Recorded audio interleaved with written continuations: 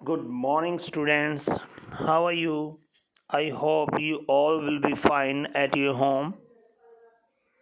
Okay, let's start our today topic voice.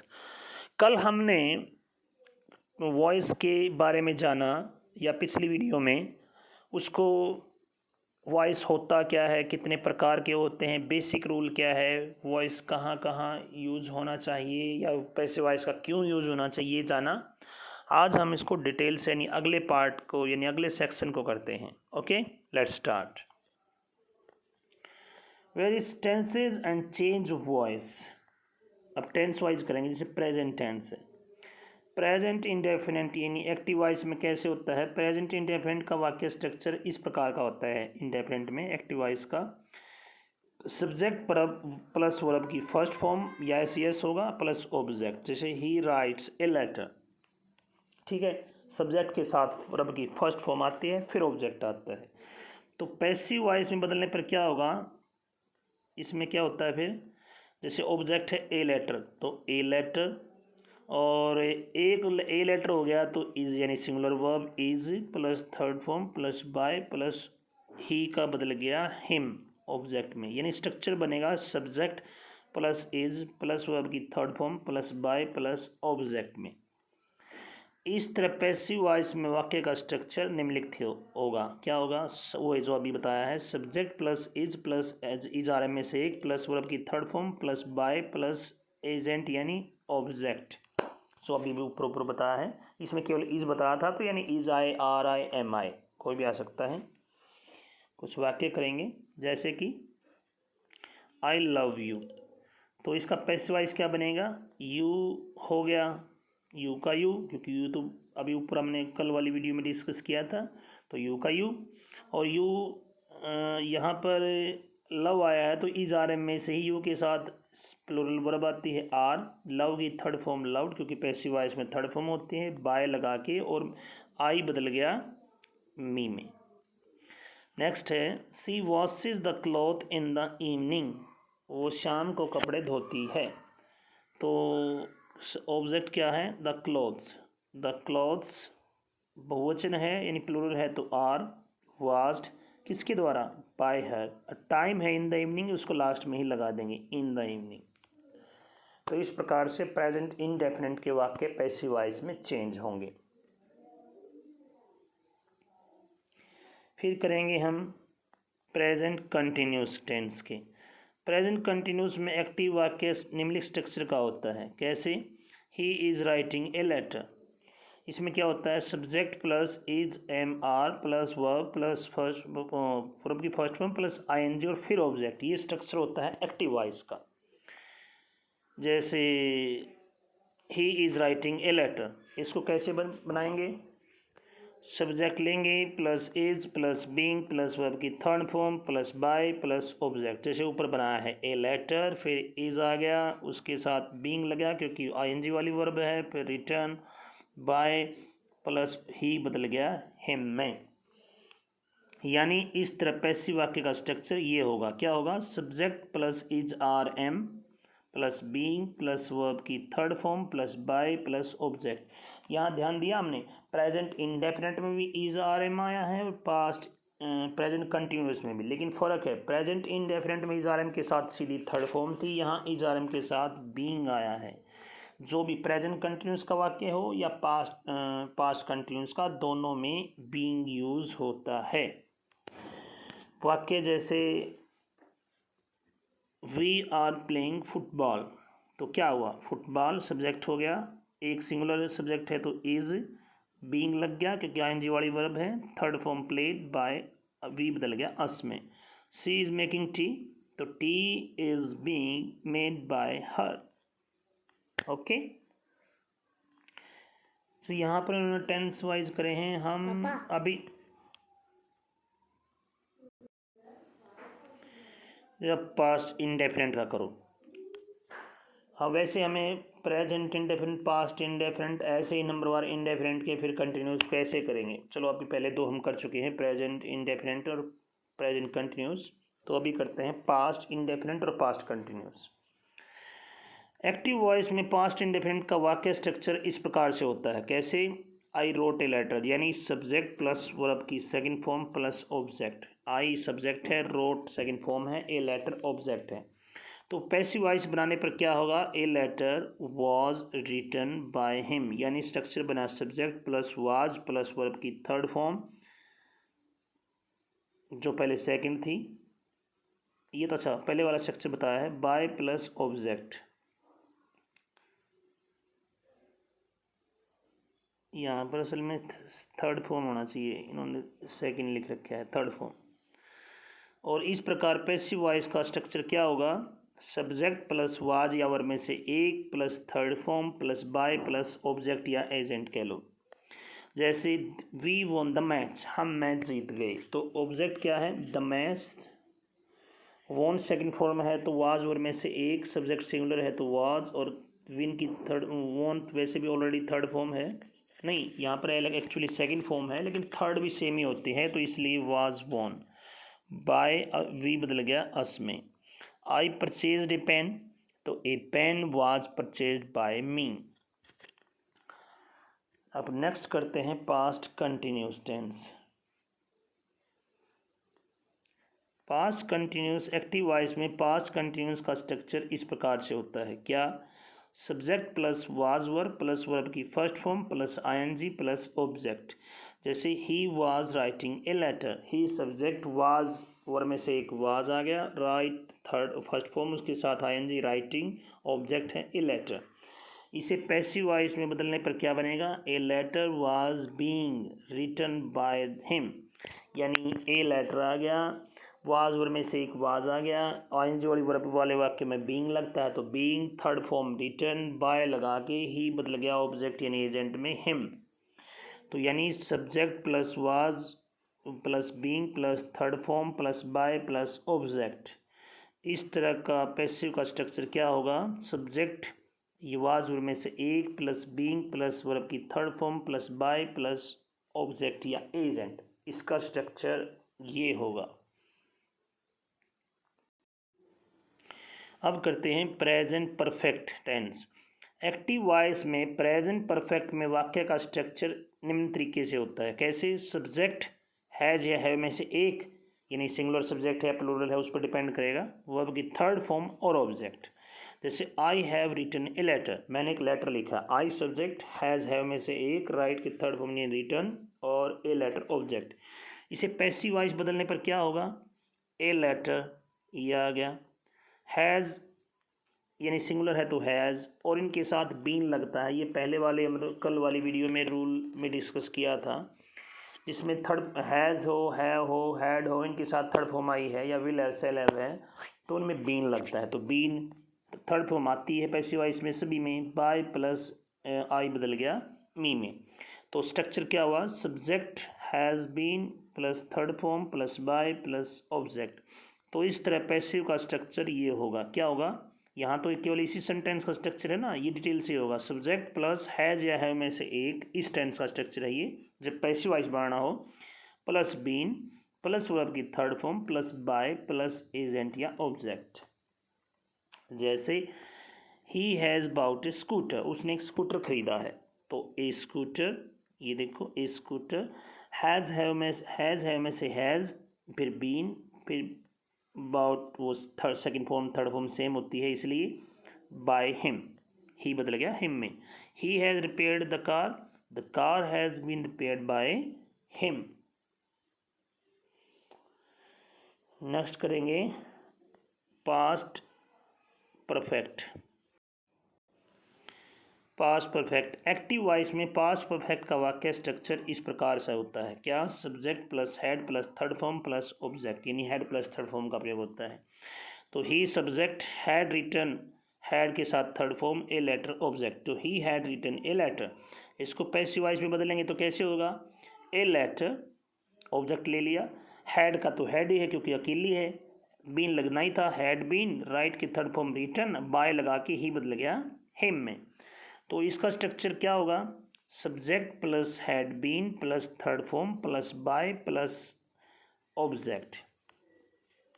इसका पहले वाले की तरह डिटेल अलग अलग क्यों नहीं लिखा, क्योंकि इसमें हेल्पिंग वर्ब एक ही होती है, हैड। जैसे एक्टिव वॉइस वाक्य, ही हैड किल्ड डॉग, उसने कुत्ता मार दिया, तो ए डॉग, हैड का had, been killed by him. They had completed the project had been completed by them.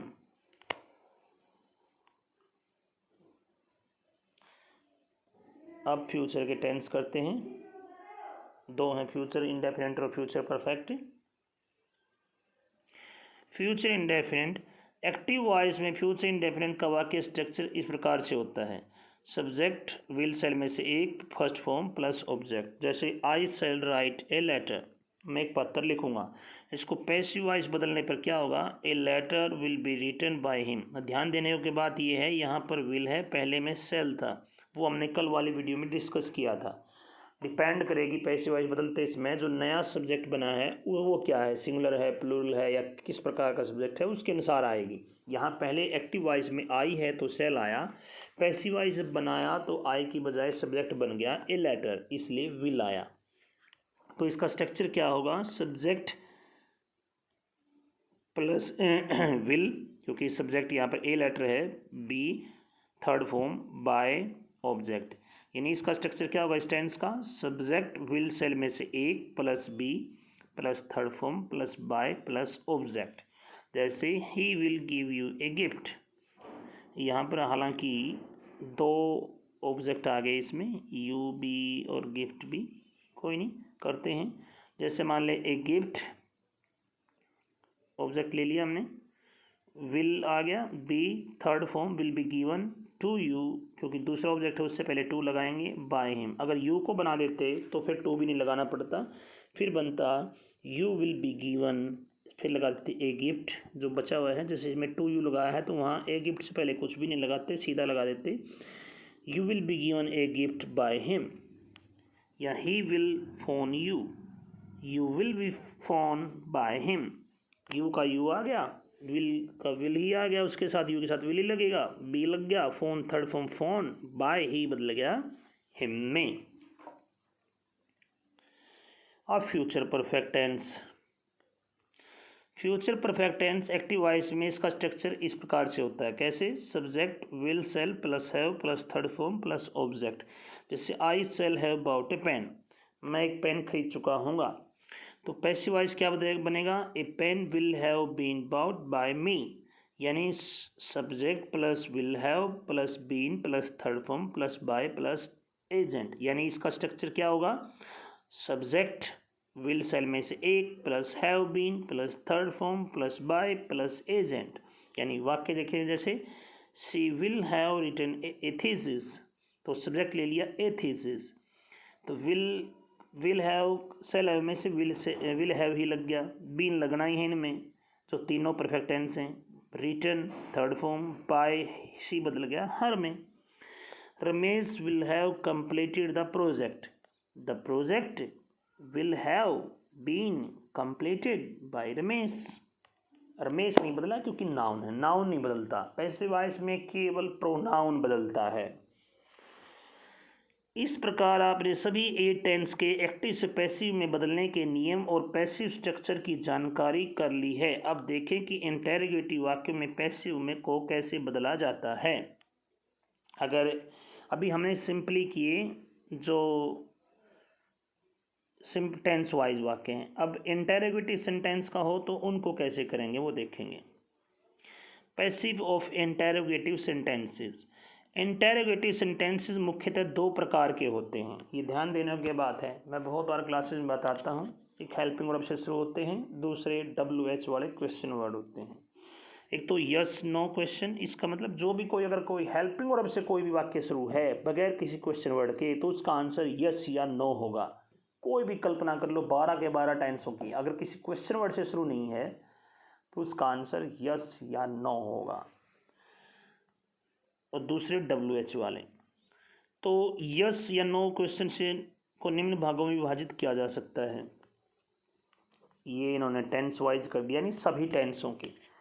अगर कोई WH से शुरू नहीं है तो इसका मतलब वो किसी हेल्पिंग वर्ब से शुरू है, और हेल्पिंग वर्ब से शुरू है तो उसका आंसर यस नो में होगा। और हेल्पिंग वर्ब किस में होती है? किसी भी टेंस में, 12 के 12 टेंसों में, हर एक में, यानी 8 टेंसों के बनते हैं पैसिव वॉइस। तो 8 के 8 टेंसों के जो अगर हेल्पिंग वर्ब यानी इंटरोगेटिव सेंटेंस है तो फिर कैसे पैसिव वॉइस बनेंगे वो देखेंगे।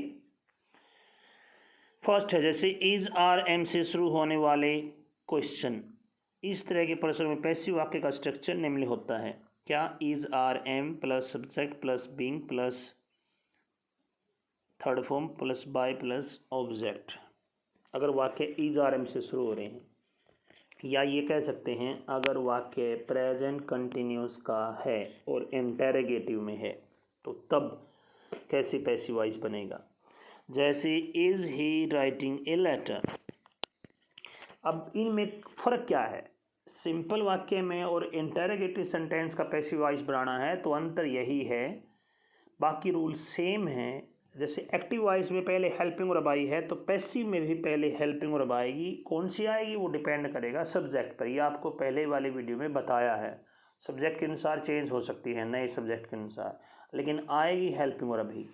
यहाँ पर इज है, ही सब्जेक्ट के साथ भी इज आई, और जब ए लेटर आया तब उसके साथ भी इज, क्योंकि सिंगुलर है, लेकिन हेल्पिंग वर्ब पहले आई तो इज ए लेटर, लेटर बदल गया, ऑब्जेक्ट इज ए लेटर। अब आईएनजी वाली वर्ब है तो बीइंग, राइट की थर्ड फॉर्म रिटन, बाय, और ही बदला हिम में। या are they ploughing the field, यहाँ पर आर आया क्योंकि दे था, लेकिन जब सब्जेक्ट बदलेगा तो द फील्ड इधर आएगा तो इज आ गया, इज द फील्ड। आईएनजी वाली वर्ब है तो बीइंग, प्लो की third form ploughed, by they बदल गया देम में। Am I catching the thief, am है, लेकिन जब उधर पैसिव वॉइस बनाएंगे तो जाहिर बात है सब्जेक्ट ऑब्जेक्ट चेंज होंगे तो द थीफ आएगा, इसलिए द थीफ के साथ एम नहीं आता, एम केवल आई के साथ आता है तो इज आ गया, इज द थीफ। आईएनजी वाली वर्ब है तो बीइंग, कैच की थर्ड फॉर्म कॉट, यानी वैसे कैचिंग है यहाँ पर लेकिन फर्स्ट फॉर्म तो कैच हुई, बाय आई बदल गया मी में। तो अगर इज आर एम से शुरू होने वाले वाक्य हैं तो वो इस प्रकार से पैसिव वॉइस में चेंज होंगे। रूल नंबर 2, अगर वाक्य डू डज से शुरू होने वाले क्वेश्चन हैं तो उनका स्ट्रक्चर इस प्रकार से होगा, वो भी इज आर एम चेंज कैसे होंगे? इज आर एम में से एक plus subject plus third form plus by plus agent, यानी ऊपर वाले में इसमें दोनों में इज आर एम में से एक आया, लेकिन ऊपर वाले में क्या आया? बीइंग आया, लेकिन अगर डू डज से शुरू हुए हैं तो उनमें बीइंग नहीं आएगा, केवल इज आर एम में से एक प्लस थर्ड फॉर्म। जैसे वाक्य अगर है does he need a pen, तो क्या होगा? ए पेन्स ऑब्जेक्ट है जो अब सब्जेक्ट बनेगा नया, उसके साथ इज आर एम में से तो सिंगुलर है ए पेन तो आ गया इज ए पेन। और अब थर्ड फॉर्म बनानी है नीड की तो नीडिड, बाय ही बदल गया, यहाँ पर जो ही है वो बदल गया हिम में। और क्वेश्चन मार्क रखना है पैसिव वॉइस में, अगर पहले से ही क्वेश्चन मार्क है तो आगे भी क्वेश्चन मार्क रखना है। नरेशन की तरह नहीं कि चाहे प्रश्नवाचक है या सिंपल है, इम्पेरेटिव को सिंपल बनाते हैं लास्ट में, वॉइस में ऐसा नहीं होता। नेक्स्ट जैसे do you like the rooms, तो रूम्स है तो इसलिए आर आ गया, are the rooms like by you. Do you write a lesson, तो राइट ए लेसन है तो इज आ गया, is a lesson written by you. Okay, अब डिड से शुरू होने वाले, वो पहले प्रेजेंट कंटिन्यूस वाला था, अभी सेकंड बी वाला यानी प्रेजेंट इंडेफिनिट वाला है, अब डिड वाला पास्ट इंडेफिनिट वाला है जो प्रश्नवाचक वाक्य। तो डिड से शुरू होने वाले हैं तो उसका स्ट्रक्चर क्या होगा? वाज या वर में से एक प्लस सब्जेक्ट प्लस वर्ब की third form plus by plus agent, ये स्ट्रक्चर बनेगा। देखो जैसे did he write a letter, did आया है तो वाज में से एक, लेकिन वाज आएगी या वर आएगी वो डिपेंड करेगी ए लेटर पर, तो ए लेटर यानी सिंगुलर है तो वाज ए लेटर, राइट की third form written, by he बदल गया हिम में। ऐसे ही did she help you, were क्योंकि यू आया है, were you help by he बदल गया हिम में। सॉरी यहाँ पर सी है तो यहाँ हिम नहीं आना चाहिए, हर आएगा, इसको करेक्ट करें।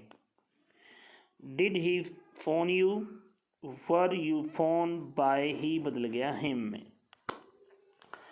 अब पॉइंट नंबर डी यानी पास्ट कंटिन्यूस, जो सबसे पहले था प्रेजेंट कंटिन्यूस, अब यहाँ है past continuous.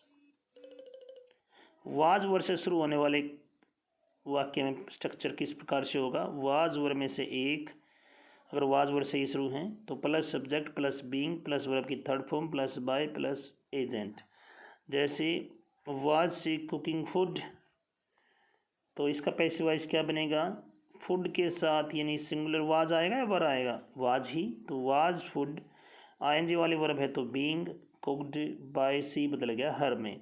Were they playing chess, chess singular है तो वाज द चेस, बीइंग लगी third form played, by they बदल गया देम में। Was he washing the clothes, was वर्ग की जो है क्लॉथ्स है तो यानी बहुवचन है तो were the clothes, being was की third form was, bye he बदल गया हिम में। Were you serving your parents, अब यहाँ पर भी वर उधर भी वर क्यों आया? क्योंकि योर पेरेंट्स है, सिंगुलर नहीं प्लूरल है, तो were your parents being served by you. Point number E, has have had से शुरू होने वाले क्वेश्चन का पैसिव स्ट्रक्चर इस प्रकार से होगा। हैज़ से शुरू, हैव से या हैड से हो, तीनों का ही। हैज़ हैव हालांकि होता है प्रेजेंट परफेक्ट में, हैड आता है पास्ट परफेक्ट में, तो इनका स्ट्रक्चर क्या होगा? देखो, हैज़ हैव हैड में से एक plus subject plus been plus third form plus by plus agent. तो has he written a book, तो हैज़ हैव में से ए बुक है तो यहाँ पर भी हैज़ आ गया, हैज़ ए बुक, बीन लगना है क्योंकि पहले से ये हैज़ हैव वाले में बीन लगता है। Write third form written by he बदल गया हिम में। और have they played a match, यहाँ हैव आया लेकिन ए मैच है तो हैज़ आ गया, has a match been played by they बदल गया देम में। Had she written a letter, had तो हैड ही रहता है, इसका कोई फ़र्क ही नहीं होता, तो हैड का हैड में ही, had a letter been written by her. यहाँ पर अलग से नहीं बताया, हैज़ हैव का जोड़ा होता है हैड का यहाँ, क्योंकि वो हमने पहले वाली वीडियो में डिस्कस कर चुके हैं। फिर है point number F, model auxiliary verb से शुरू होने वाले क्वेश्चन इस प्रकार के प्रश्नों में पैसिव का स्ट्रक्चर इस प्रकार से होगा। क्या? जो भी मॉडल ऑक्सिलरीज है वही, फिर सब्जेक्ट, फिर बी लग जाएगा। मैंने बताया था पिछली वाली वीडियो में, विल सेल के साथ भी अगर पैसिव वॉइस बनाना है तो कोई भी मॉडल हो तब भी। फिर third form by plus agent या ऑब्जेक्ट। जैसे can she control the situation, तो कैन का कैन ही हर एक में, मे है तो मे में, शुड है तो शुड, विल है तो ये विल सेल तो चीज़ें भी आती हैं कई बार, अगर सब्जेक्ट ऑब्जेक्ट है तो विल वुड। ठीक है, अब देखेंगे जैसे can she control the situation, can the situation object subject change हो गए, be controlled by her, she बदल गया हर में। May he cross the river, may the river be crossed by him. Should he cut the wood, should the wood be cut by him. Will you steal the book, will the book आ गया पहले, फिर be, फिर third form stolen, by you का you में। Will they win the match, will the match पहले, be third form won, by they बदल गया देम में। Would you repair the car, would the car be third form repaired by you.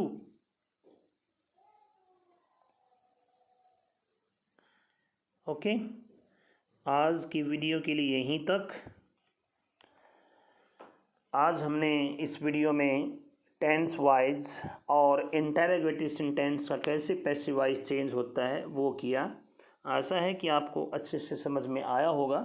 एक बार देखने से समझ में नहीं आता है तो आप वीडियो को बार बार देखें, 2 बार देखें, 4 बार देखें, या जब भी आप लगता है आपको कुछ भूल गए हैं तो दोबारा देख लें, आपको काफ़ी फ़ायदा होगा। और आपको अच्छी वीडियो लगे तो लाइक करो, सब्सक्राइब करो।